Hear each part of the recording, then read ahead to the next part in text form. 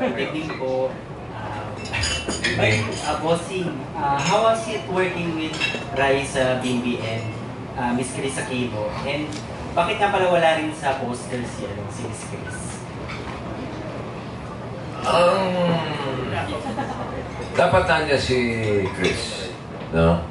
Pero siya na mismo ang nagsabi na pangalan ko na lang ilagay niyo. The thing is, parang ano na siya rito eh, parang ano ba tawag doon? Bookends si Miss Chris.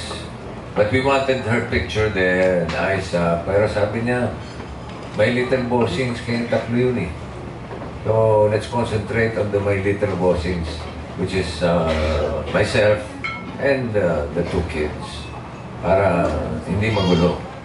Nung magawa yung layout, simple. Mas mabuti kaysa gusto maraming kung ano palabuti na makakagulo lang sa paningin ng mga tao. So, yun, yung going back to the role of Chris, as the writer said, parang she's more of the bookends. Istorya talaga ng ni Torquay na hinabilin sa kanya si Bimbi because of whatever issue nung nanay na si Chris. And at the same time, story ni Torquay at ni Aiza, maraming issues yung dalawang yun eh.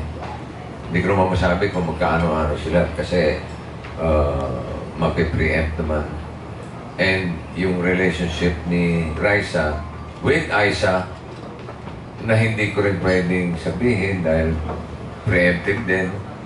At magandang panoorin ay yung development ng relationship, yung interaction ni Raisa na galing sa